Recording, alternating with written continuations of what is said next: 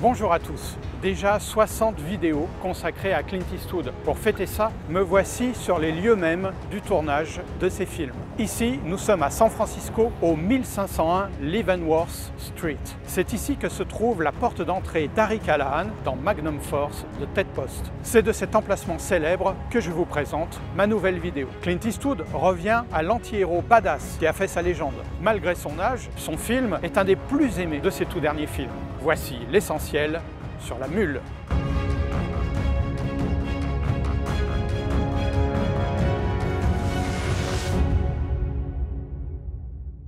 La Mule de Clint Eastwood, 2018. Clint Eastwood est Earl Stone, un prospère horticulteur. 12 ans plus tard, Internet l'a ruiné. Il n'a plus de contact avec sa famille, sauf avec sa petite-fille. Au cours des fiançailles de cette dernière, un convive propose à Earl de transporter de la marchandise avec son pick-up. Il décide de faire un premier voyage.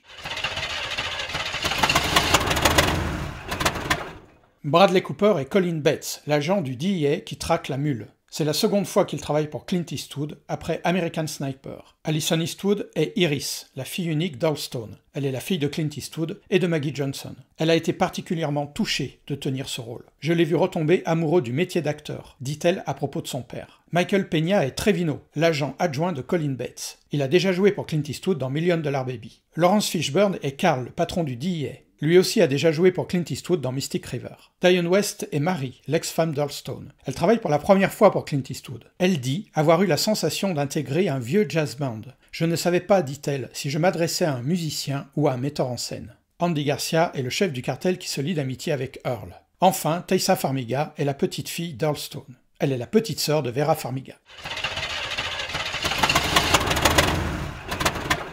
Nick Schenk est au scénario, il est spécialiste des personnages badass. On lui doit aussi celui de Gran Torino ou du futur Cry Macho. La musique est d'Arturo Sandoval, compositeur et musicien de jazz cubain. Le directeur de la photo est l'artiste canadien Yves Bélanger. Il baigne le film dans une forte lumière. Elle éclaire un personnage opposé à celui de Gran Torino qui lui évoluait surtout dans l'obscurité. Joel Cox suit le réalisateur dans un montage linéaire sur les routes du Nouveau-Mexique, du Colorado et de l'Illinois. Enfin, Deborah Hooper réutilise les costumes originaux des anciens films de Clint Eastwood. On y reviendra. Le récit est déjà contenu dans le titre du film. Being the Mule, c'est transporter de la contrebande. Aux États-Unis, ils sont traqués par le DEA. Mais la mule est ici une personne âgée, totalement inoffensive, donc difficile à soupçonner. Le saviez-vous? Earl Stone a vraiment existé. Son vrai nom était Leo Earl Chirp Sr. et son surnom était El Tata. Il était aussi horticulteur et a été condamné à 3 ans de prison. Il décède en 2016, 2 ans avant la sortie du film. C'est le journaliste Sam Dolnick qui a raconté son histoire dans le New York Times. Nick Schenk écrit le scénario à partir de cette histoire, mais élargit le propos aux relations conflictuelles de Earl avec sa famille. Il aborde aussi des thèmes chers à Clint Eastwood, celui de la vieillesse qui revient sans arrêt depuis Impitoyable, celui du personnage badass mais en quête de rédemption, enfin celui de la transmission avant de disparaître. Clint Eastwood combine plusieurs genres, le film de gangster, le drame sentimental, le road movie et l'Americana. Le film de gangster tout d'abord. Clint Eastwood en respecte les codes mais sans excès de violence. Il use de l'âge de son personnage pour tempérer toutes les situations. Pas de course-poursuite en voiture mais le calme train-train de la route. La représentation du cartel mexicain est détaillée. Les briques de cocaïne concassées et comprimées, les carnets de bord des sicarios avec des symboles pour chaque mule, l'entrepôt de pneumatiques dans le désert texan. Regardez quand Earl y entre pour la première fois. Vous voyez les crochets? Il semble déjà pris au hameçon. Le drame sentimental ensuite. Clint Eastwood raconte les rapports conflictuels de son personnage avec son épouse et avec sa fille. Il a besoin d'obtenir leur pardon. Il compose une ambiance automnale, grâce aux images baignées de lumière et de couleurs passées. Il aborde ainsi le thème du temps qui passe. Il est aussi exprimé par les costumes, ou plutôt les métacostumes. Clint Eastwood porte la chemise de Gran Torino et le complet veston de Dans la ligne de mire, retrouvé par sa costumière Deborah Hooper. Mais ce thème est surtout exprimé par les lys d'un jour. Ce sont des fleurs qui naissent le matin et fanent le soir. Le road movie. Pour Earl, conduire est facile, c'est la vie qui est compliquée à diriger. L'histoire est filmée de manière linéaire, comme la route qu'on trace. Le rythme du film est marqué par les différents voyages de Earl en voiture. Ils forment des chapitres accompagnés des chansons fredonnées par Earl.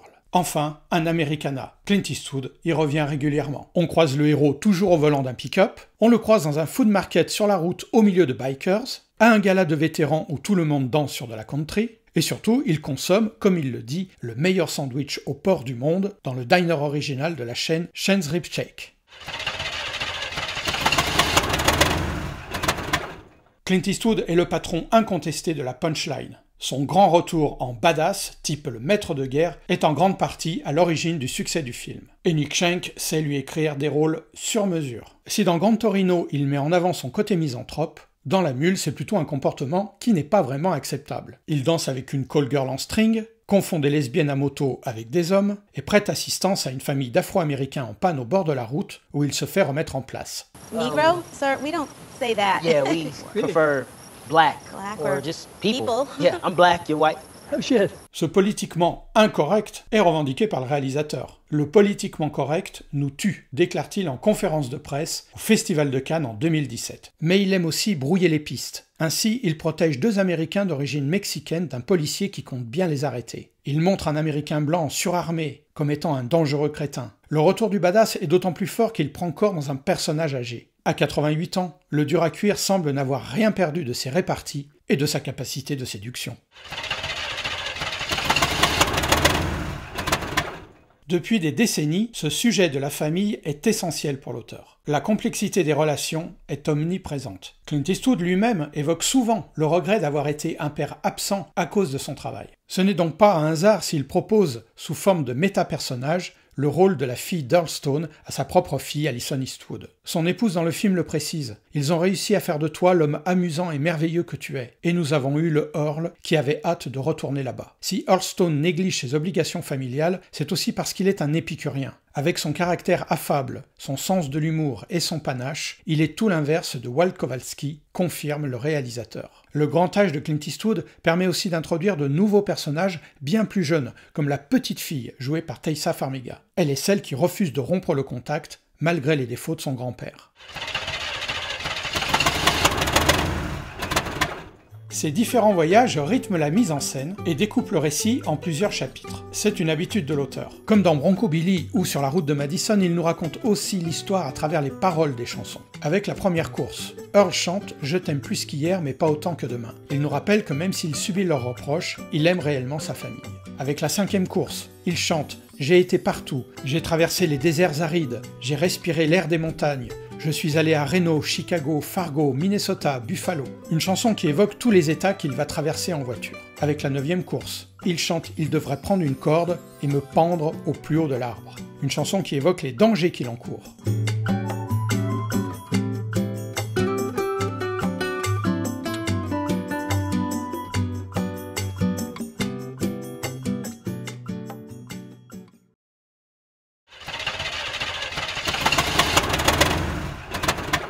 Avant l'arrestation, en se parlant, le policier et le bandit réussissent ce qu'ils avaient raté dans un monde parfait. Butch et l'agent Garnett ne se croisaient qu'à la toute fin du film, sur un tragique malentendu. Cet échange se produit dans le Waffle House. Clint Eastwood semble être un vieil Harry Callahan, ayant enfin trouvé son successeur. À ce sujet-là, regardez, Bradley Cooper prend la pose du légendaire justicier dans les couloirs du DEA. Autre référence possible, le partenaire de Bradley Cooper dans La Mule et le partenaire de Clint Eastwood dans l'Inspecteur Harry sont tous les deux incarnés par un acteur d'origine mexicaine. Earl Stone, finalement arrêté, lance au policier. C'est à cause de moi que vous avez oublié votre anniversaire de mariage. Souvenez-vous que la famille, il n'y a que ça. Tout le reste, c'est des conneries. Une tirade lancée à un plus jeune acteur qui ne peut cacher son émotion lorsqu'il regarde la légende.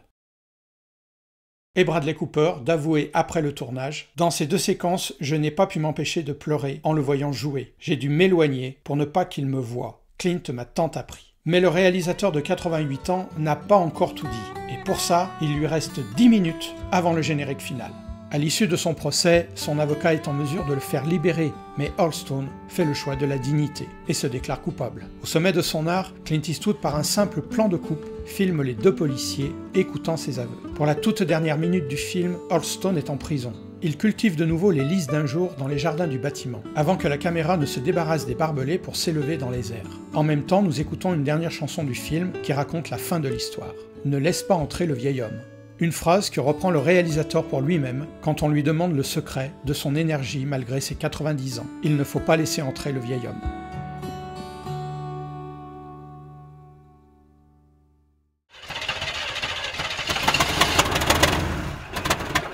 Ce film est dédié à Pierre et Richard.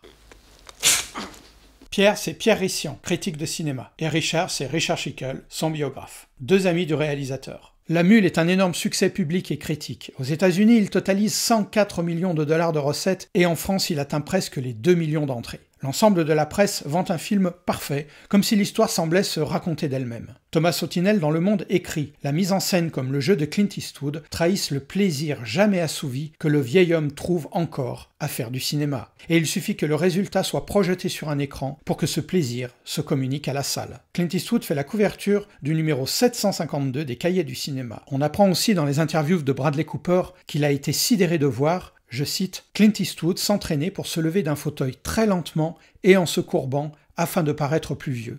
En temps normal, il sautillait, conclut-il. Que peut-on écrire après ça ? Bon film.